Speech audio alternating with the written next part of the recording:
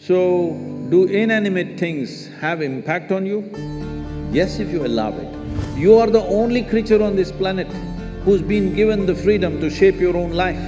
It is this freedom that human beings are suffering. For good luck, you keep it in the pocket. If it's on your finger, they will think you're…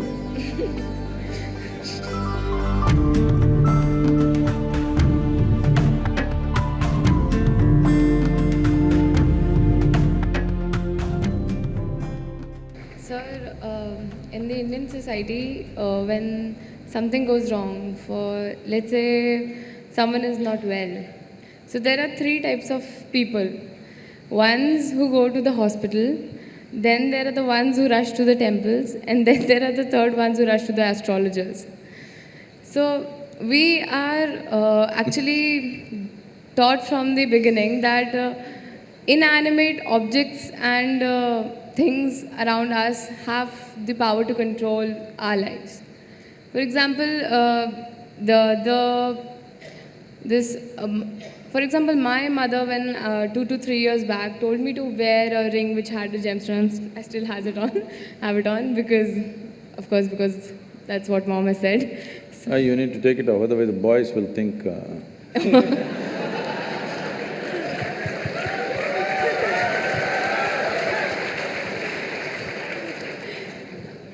For good luck, you keep it in the pocket. If it's on your finger, they will think you're… See, human life is made in such a way, particularly human life. For all the animals, nature has fixed clear-cut path, what they can do, what they cannot do. Their lives happen between two lines. They cannot go below that, they cannot go above that. Within that they live. That's why they look so sure and certain, and they're peaceful. Once their stomach is full, they're all peaceful. Do you see this? Hello? Are you on talking terms with me or no? Do you see all the animals, once their stomach is full, they are peaceful. But human beings are thinking, or they're being taught that peace is the ultimate goal of life. A buffalo, full stomach, he sits peacefully. And for you, that is the ultimate goal, what a shame. What a buffalo can do with a stomach full of grass or whatever else he eats, you have to hold it as the ultimate goal. Is it not a shame, I'm asking you? But this is being taught like this, peace is the ultimate goal of your life.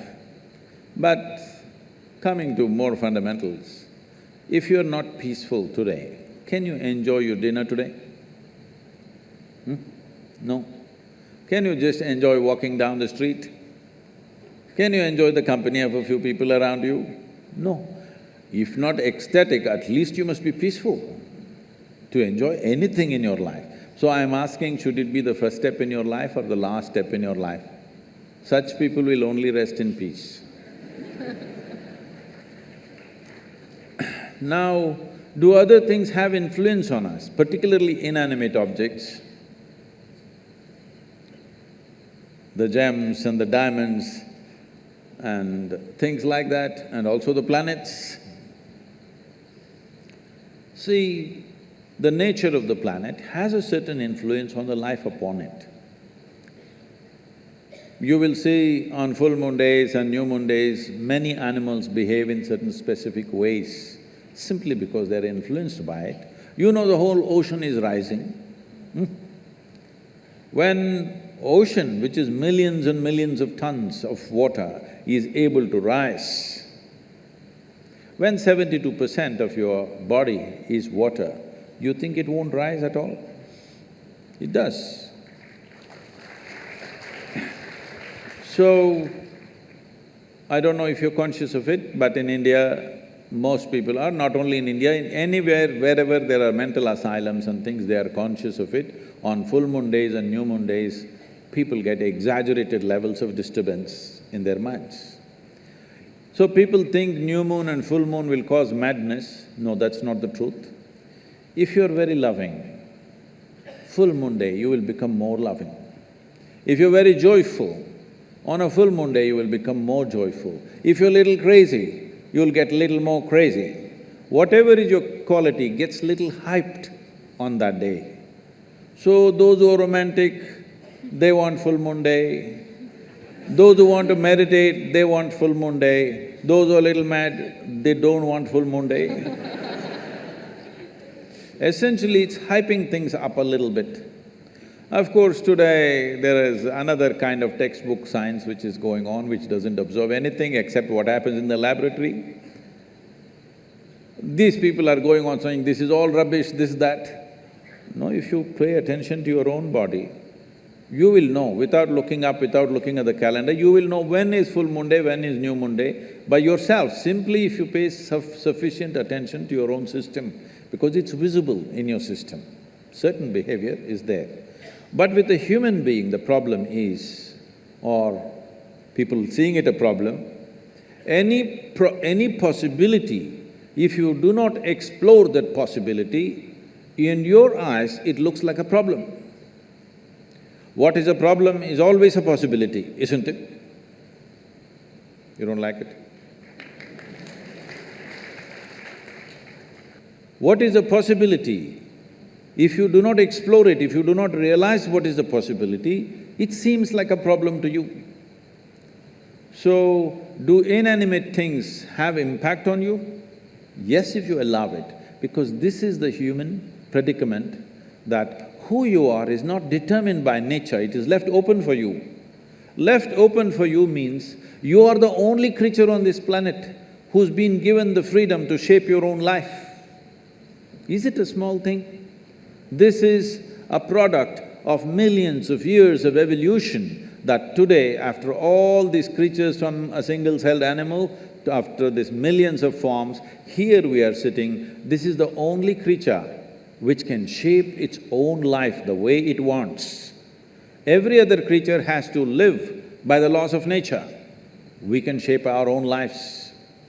It is this freedom that human beings are suffering.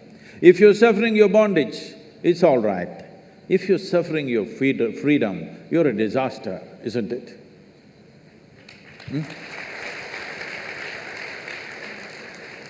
You're suffering your bondages, you're chained to something, you're suffering that, understandable. But you're suffering because you're free.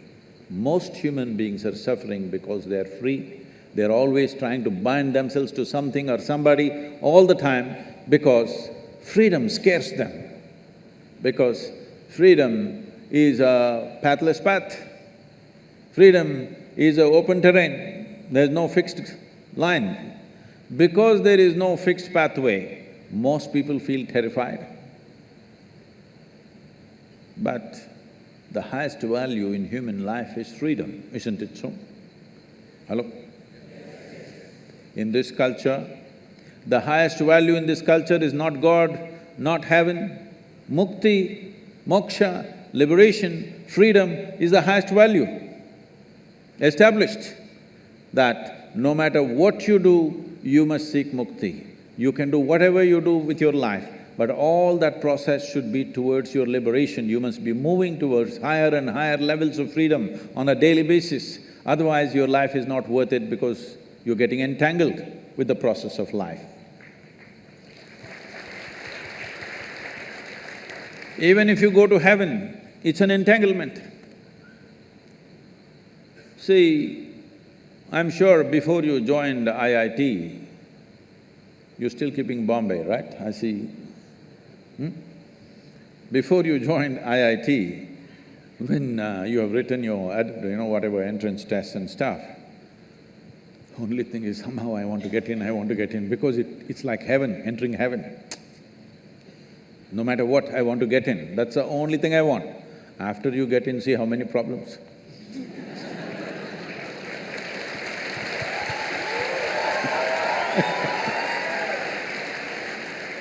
I'm asking you a simple question.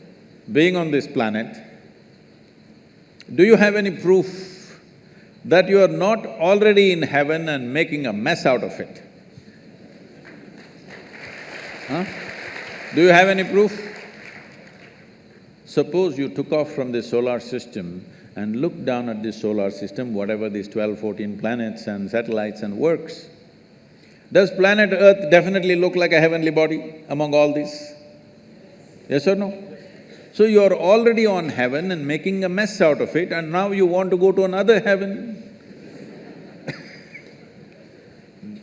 This culture does not value heaven, does not value God, values only freedom. We want to be even free from the creation and the creator. Mukti, moksha is the ultimate value because this is not a philosophical value, this is not a religious value, this is something every life is longing for. Only thing is, most human beings are short-sighted that they long for it in installments. See, whatever people are seeking right now, if they have nothing, they will say, if I get 100 rupees per day, Shiva, that's all I want, that's a prayer. 100 rupees fell. 100 rupees, fine, 3 days, 100 rupees, fine. 4th day, only 100 rupees, Shiva. What's the problem with you? Are you so stingy? At least 1,000 rupees a day.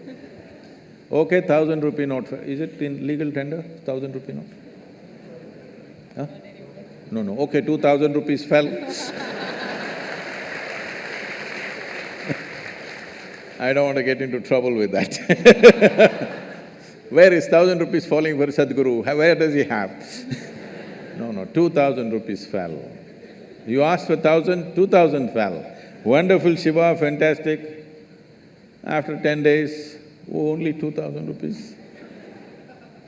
It doesn't matter how much it falls, something more, isn't it? This is not about money. People think it's about money. People think it's about wealth, power, pleasure, love, knowledge. No, these are all different currencies. Essentially, you're looking for expansion because you feel suffocated. If we keep you in the same place for too long, you feel suffocated, you want expansion. You want to be something more all the time. Yes or no? Always something more. Will you settle with fulfillment? No, you will look at the other planets, you will look at the new galaxies. So there is something within a human being which wants to expand limitlessly. That means it wants to be free, nothing else. Looking at this carefully, observing the nature of the life within, that it wants to expand in a limitless way, the only thing it is longing for is to become boundless. That means it's seeking freedom. That is why in this culture we established the highest value is mukti or moksha, which means liberation or freedom, not heaven, because heaven is just another place. Maybe little better accommodations, but same trouble after some time, isn't it?